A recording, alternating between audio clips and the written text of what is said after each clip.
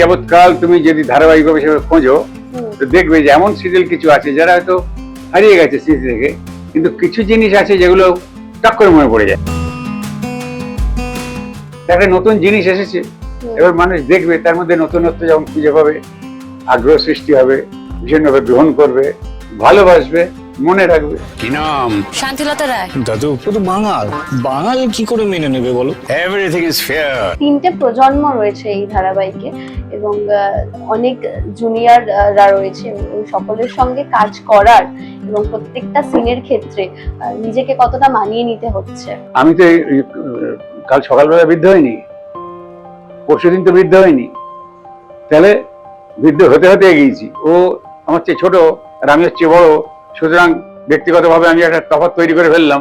এটা আর যাই হোক শিল্প সৃষ্টিতে সাহায্য করে না। আপনার সিনেমা রয়েছে, নাটকের জগৎ রয়েছে, এই সবকিছু সময়ের তো একটা ব্যবধান ঘটতে পারে। সময় তো প্রকৃতি দিয়েছে, প্রকৃতি তোমার যা যা দিয়েছে সে তার হিসেব কেউ দেবে না, কেউ নেবে না। কাজ করতে হবে, কাজ ছাড়া চলবো কি করে, আর কেনই বা কাজ ছাড়া চলবো? ধারাবাহিকের কোন পরিবর্তনটাই যেরকম ধর্ম, সেরকম ধারাবাহিকের একটা তো বিবর্তন এসছে। বিবর্তনটা আপনার চোখে কতটা লক্ষণীয়? ব্যক্তিগতভাবে আপনি বাঙালি না ঘটি? দেশভাগের আগে তো বাঙাল ঘটি কিছু ছিল না, না বাঙালি, তারপরে বাঙাল হলো। হ্যাঁ, সেটাও তো বাংলাদেশের একটা অংশ ছিল। আমার এখন মনে হয় ওরা ছিল মানে পুরুষ, আমরা নারী। ওরা ছিল বাঙাল, আমরা ছিল বাঙালি। স্টার জলসার পর্দায় এসছে সংসারের সংকীর্তন এবং আমরা এই গল্পে যাকে দেখতে পাচ্ছেন পরাণ বন্দ্যোপাধ্যায় এই মুহূর্তে আমাদের সঙ্গেই রয়েছেন। প্রথম নমস্কার তোমাকে। আর অনেক দিন পর, মানে অনেক বছর পর, দিন তো ভুল কথা, ধারাবাহিকে ফেরা এবং এমন একটা গল্প দর্শক হাসছে এবং ভীষণ উপভোগ করছে শুভাশিস দা এবং আপনার যে কেমিস্ট্রিটা। তো এই যে দুজন বর্ষিয়ান অভিনেতা বা সিনিয়র অভিনেতাকে নিয়ে গল্পের মূল কেন্দ্রবিন্দু করে এগোনো, এইটা বেশ কিছু বছর পর ধারাবাহিকের পর্দায় আমরা দেখছি। আপনার ব্যক্তিগতভাবে কিরকম লাগছে? এই যে প্রশ্নের শেষে মানে সব ঘটনা ঘরের পর যে প্রশ্নটা করে ফেলো, আপনার কেমন লাগছে? এই যে মানে নিজেকে এই যে গল্পটা সেটার মানে একটু বলো যে টেলিভিশনে ফিরলে এমন একটা গল্প দিয়ে। শোনো, সবসময় হয় কি, টেলিভিশনটা তো কিরম হয় যে এটা যারা সিরফে নেশা করে, হ্যাঁ, যখন নেশাটা করে একটা পুরো সিগারেটটা দারুণ ভাবে এনজয় করে, তারপর তো একটা সময় তাকে নিক্ষেপ করতে হয়, পরে আবার পরের দিন আর একটা ধারালো বই এসে। এটা ওই যখন দেখছি তখন তার একটা দারুণ ব্যাপার থাকে, কিন্তু যেহেতু আমি যে উপমাটা দিলাম তার সঙ্গে ওরা একটা বিরাট তফাৎ আছে। একটা শরীরে ইয়ে লাগায় আর একটা মননে আন্দোলিত করে। সিরিয়ালটা যখন ওটার স্থায়িত্বটা মনোজগতে খুব বেশি জায়গা নিতে পারে না আমার মনে হয়েছে। কিছু কিছু আছে যেগুলো হাজার চেষ্টা করেও মন থেকে তাড়ানো যায় না। এই যাবৎকাল তুমি যদি ধারাবাহিক হিসেবে খোঁজো তো দেখবে যে এমন সিরিয়াল কিছু আছে যারা হয়তো হারিয়ে গেছে স্মৃতি থেকে, কিন্তু কিছু জিনিস আছে যেগুলো টক করে মনে পড়ে যায়, মননে থেকে গেছে। হ্যাঁ, মননে থেকে গেছে। তো এটা থাকে কেন? এটা বিষয়গত এবং পারফরমেন্সগত। যদি একটু ব্যতিক্রমী কিছু হয় তখন মানুষের মনে গেঁথে যায়। শুধু এটা বলে না, যে কোনো জিনিস যেহেতু একটু ব্যতিক্রমী হয়, একটু অন্য ধরনের হয়, মানে কনভেনশনের বাইরে কিছু হয়, তখন মানুষের মনোজগতে তার একটা স্থায়িত্ব সে দাবি করতে পারে, করেও থাকে। এখন এই বিষয়টা বাঙাল ঘটি নিয়ে শুরু হয়েছে, সেইভাবে এগোচ্ছে। তার মধ্যে আরো অনেক কিছু এসেছে, সেগুলো মানুষ নিচ্ছে, গ্রহণ করছে। এখন প্রথম এতে দেখা যাচ্ছে যে মানুষ ভাবে গ্রহণ করছে। এটাকে রক্ষা করা অনেক সময়, যেহেতু শুনতে হয়তো খারাপ লাগবে আমার, মানে আমার দীর্ঘদিন অভিজ্ঞতা দিয়ে বলছি, কারোর প্রতি কোনো অশ্রদ্ধা না নিয়ে, কাউকে ছোট না করে, সবটাই ভালোবেসে এবং সুন্দর করার জন্যে এবং যাতে আরো উন্নত হয় সেই কথা ভেবে ভালোবেসে আমি বলছি যে একটা শিল্প সৃষ্টি হচ্ছে, সেটা যদি যেমন আগে যেমন এখনো আছে, একটা সিকোয়েন্স হয়ে গেল, কেমন হলো জিজ্ঞাসা করা হয় না, জিজ্ঞেস কত হলো। অর্থাৎ শিল্প যখন উৎপাদনে তৈরি স্থানান্তরিত হয়, তখন তার প্রতি মানুষের ইচ্ছে আগ্রহ এগুলো তো কাউন্ট হচ্ছে না। তখন যিনি উৎপাদন করছেন শিল্প, এটা তার পার্সপেক্টিভে ভাবা হয় কত হলো। আর যারা এগুলো করছেন, সৃষ্টি করছেন, যারা দেখছেন বা শিল্প যারা করছেন, শিল্পী যারা অভিনয় করে, তারা কিন্তু জিজ্ঞেস করে কেমন হলো। এই কেমন হলোটা এখন আগে জিজ্ঞেস করা হয় না। এটা একটা কষ্টের, এই কষ্টটা আমার আছে, যার জন্য আমি এটা মানে বলতে বাধ্য হলাম, কষ্টের মধ্যে দিয়ে বলতে বাধ্য হলাম, সবাইকে ভালোবেসে, কারোর প্রতি আমার কোনো অনুযোগ নেই, অভিযোগ কিছু নেই। একটা নতুন জিনিস এসেছে, এবার মানুষ দেখবে, তার মধ্যে নতুনত্ব যেমন খুঁজে পাবে, আগ্রহ সৃষ্টি হবে, ভীষণভাবে গ্রহণ করবে, ভালোবাসবে, মনে রাখবে। এই তো নিয়মের মধ্যে পড়ে এর বিষয়টা যেটা, সেটা সেই সম্ভাবনাটা আছে। এখন যারা স্ক্রিপ্ট করছেন তাদেরও দায় আছে, কিভাবে সেটা সেইভাবে গতিরে কিভাবে নিয়ে যাবেন। এবার যারা পারফর্ম করছেন তাদেরও দায় আছে যে ওই সংলাপ, ওই ঘটনা কিভাবে নিয়ে যাব তার নিজস্ব দক্ষতা দিয়ে। সবকিছু একটা কালেকটিভ আর্ট, ন্যাচারালি তো প্রত্যেকের দায় আছে, ক্ষমতা প্রদানের দায় আছে, সবাই মিলে একটা সৃষ্টি হবে। সেইটা এখনো পর্যন্ত মানুষের ভালো লাগছে। আমার ইচ্ছে যে আরো ভালো লাগুক, সমবেত চেষ্টা আরো সুন্দর হোক, সবে তো শুরু হলো, এই মন নিয়েই এগোচ্ছি। 3টে প্রজন্ম রয়েছে এই ধারাবাহিকে এবং অনেক জুনিয়ররা রয়েছে, সকলের সঙ্গে কাজ করার এবং প্রত্যেকটা সিনের ক্ষেত্রে নিজেকে কতটা মানিয়ে নিতে হচ্ছে। আমি ওই নতুন করে এখন আমার প্রশ্নগুলো শুনলাম হাসি পায়। আমি তো কাল সকালবেলা বৃদ্ধ হয়নি, পরশুদিন তো বৃদ্ধ হয়নি, তাহলে বৃদ্ধ হতে হতে এগিয়েছি, যুবক হতে হতে এগিয়েছি, কিশোর থাকতে থাকতে এগিয়েছি, তাহলে এগোতে এগোতে এখন তো মানে বার্ধক্য নিয়ে এগোচ্ছি।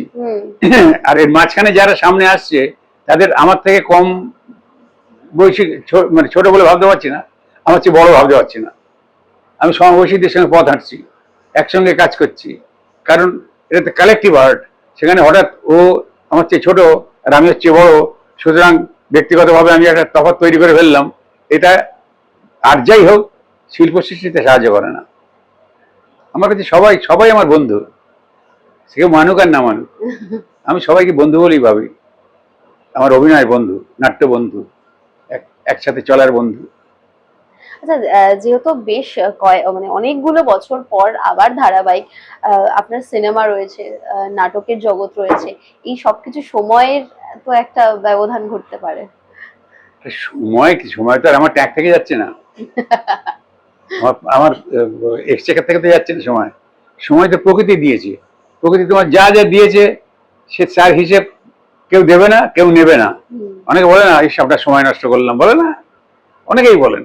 হ্যাঁ, বিজ্ঞ লোকেরাও বলেন সময় কার, সময় কেউ 14 পুরুষের নাকি? সময় প্রকৃতির, বাতাস, আলো আর সময়, তারপরে তো আমাদের পূর্বপুরুষের 14 পুরুষের কোনো অধিকার নেই, সবই প্রকৃতি দিয়েছে তোমাকে বেঁচে থাকার জন্য। সুতরাং কেউ কারোর সময় নষ্ট করার কোনো অধিকার নেই, নষ্ট হয়ও না, পারেও না সে করতে। সুতরাং যখন মানে কাজ করতে হবে, কাজ ছাড়া চলবো কি করে, আর কেনই বা কাজ ছাড়া চলবো, সে উত্তর তো দিতে পারবো না নিজেকে। হ্যাঁ, বার্ধক্যজনিত কিছু লিমিটেশনস আছে, সেটা অ্যাডজাস্ট করেই করবো, সে তো সবাই জানি আমরা, সে তো সবাই জানি। যৌবনে যা খেতাম এখন তাই খাই, যৌবনে যেভাবে দৌড়াতাম এখন দৌড়াই, তাহলে কি দৌড়ানো থামবে নাকি আমার? যেভাবে চলবো সেইভাবে চলবো, ঠিক আছে। আচ্ছা, ধারাবাহিকের পরিবর্তনটাই যেরকম ধর্ম, সেরকম ধারাবাহিকের একটা তো বিবর্তন এসছে, বিবর্তনটা আপনার চোখে কতটা লক্ষণীয়? এই ব্যাখ্যাগুলো আমার কাছে ছিল না, কেননা যারা সিরিয়াল, সিনেমা, থিয়েটার, অভিনয়, রেডিও, যাত্রা, পারফর্মিং আর্টের যত আছে, সেগুলো যারা ভালোবাসেন, আমি দাবি নিয়ে বলতে পারি তাদের থেকে আমি এতটুকু কম ভালোবাসি না, এতটুকু কম ভালোবাসি না। সুতরাং তারা আমার প্রচন্ড প্রাণের এবং কাছের। হুম, তো সেইগুলো যদি একটু ক্ষতবিক্ষত হয়, একটু অবহেলিত হয়, বা একটু অন্যরকমের ট্রিটেড হয়, তো কষ্টটা অন্য সকলের মতো আমারও হয়। আবার সেগুলো যখন একটু শ্রীবৃদ্ধি ঘটে, অন্যের সবার যেমন আনন্দ হয়, আমারও আনন্দ হয়। কারণ আমি সারা জীবনের মতো সেইখানেই মানে সমর্পিত। শেষে ভালো মন্দ মিশে তো সময়ের পরিবর্তনে, সময়ের গতির মধ্যে কখনো ভালো হবে, কখনো মন্দ হবে। তবে যারা করছেন, যারা দায়িত্ব নিয়েছেন, তারা সবসময় তো এটা ভাববেন যে আজকে যেটা ভালো হলো, কালকে এর চেয়ে আরো ভালো করবো, তারপরের দিন তার চেয়েও ভালো করব। এই স্বপ্ন নিয়ে এগোনোর মধ্যে যদি কোনো ফাঁক থাকে, তো তার খেসারত দিতে হবে তাদেরই, যারা ওই দায়িত্বে থাকবেন। সুতরাং ভালো হলে মানুষ ভালো বলবে, যারা সৃষ্টি করছে তারা তো আনন্দে দিশেহারা হবে। দর্শক শ্রোতা যদি ভালো বলে, যারা তৈরি করছে তারা মানে তাদের আলাদাভাবে তাদের তো মানে আর্থিক সাহায্য দেওয়া হচ্ছে না, তার জন্য তো তাকে অন্য কিছু দেওয়া হচ্ছে না। তার ওই যে মানুষ যে আনন্দ পাচ্ছে, ওইটা তার বিরাট প্রাপ্তি। আর্থিক প্রাপ্তি তো আছে, সে তো কাজ করলে, তো প্রফেশনাল জায়গায় কাজ করলে সে আছে, কিন্তু ওটার যে কি প্রাপ্তি সে যারা পায় তারা জানে। কিন্তু কিছু না বুঝে, না জেনে, শুধু যে কোনো একটা সুযোগ নিয়ে মাতব্বরি করতে এলাম, খবরদারি করতে এলাম, তারা যদি দায়িত্ব নিয়ে নেন, বা দেখাও গেছে এরকম, এর আগেও দেখা গেছে, সেখানে খর্বাকৃতি শিশু জন্ম নেবে, তখন মা বাবা কপাল চাপড়াবে, তার সৃষ্টিটা ওইভাবে হতে হবে। এসব নানান রকম ব্যাপার আছে। সে সৃষ্টি যদি ব্যাহত হয়, তাতে প্রথম ব্যথা পাবে স্রষ্টা, এ ব্যাপারে কোনো সন্দেহ নেই। কিন্তু তার আড়ালে যদি অন্য কোনো শক্তি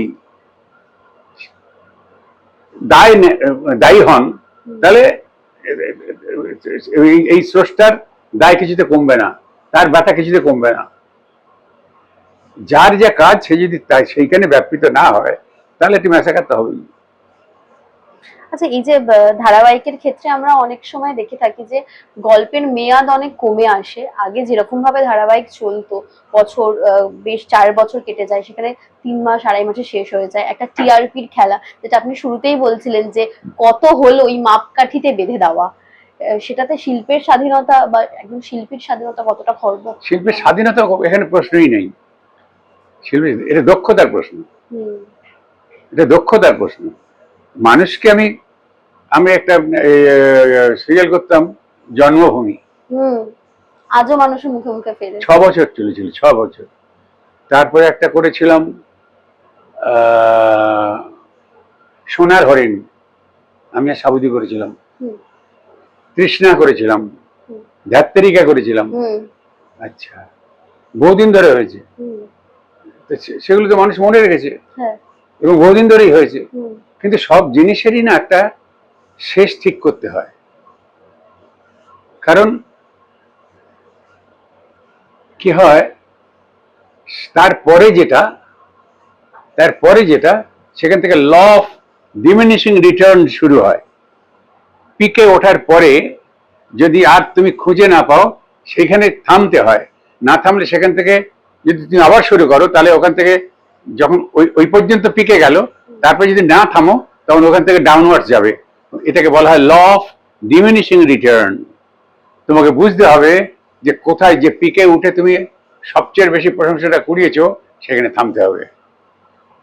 তুমি যদি আরো কিছু পাওয়ার আশায়, উচ্চাকাঙ্ক্ষার আশায়, অর্থের আশায়, প্রশংসার আশায় যদি না আরো করবো, দেখা গেল তারপরে তোমার ভাবনাটাই আর কাজ করছে না, ওই পর্যন্ত শেষ। দেখবে এটা পেয়ে যাবে।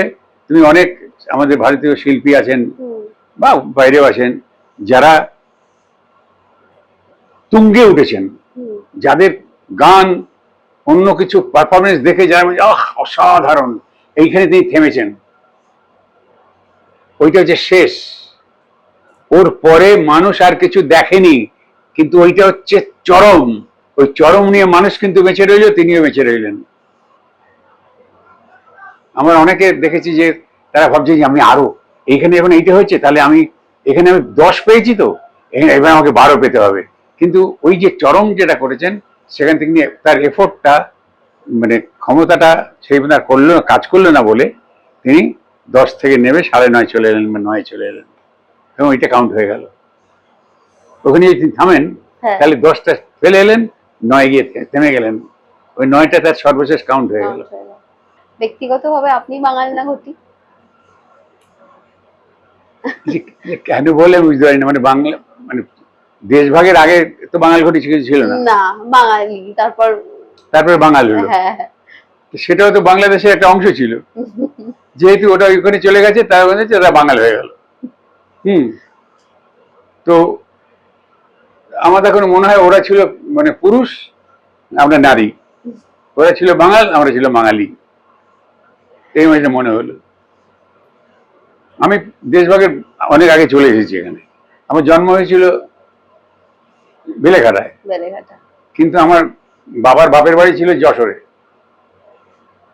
আমি এক পিসি মানে বাবার এক পিসিত বোন সেখানে মানুষ হতাম, তখন 7-8 বছর বয়স, তখন আমি এখানে চলে আসি 43-44 সালে দমদমে। তাহলে আমি বাঙাল না ঘটি, আমি কেন নির্ভর করবো? যারা এটা শুনে যারা বিশ্লেষণ করবে তারা সেই দেখে দেবেন আমাকে যে আমি বাঙাল না ঘটি। কখনো ইস্ট বেঙ্গল মোহনবাগান নিয়ে তরজায় জড়াননি বোধহয়? না, আমি ইয়ে করেছি, সিনেমা করেছি। হ্যাঁ, আমি আর ইয়ে করেছিলাম, তনিমা করেছিলাম বোধ হয়।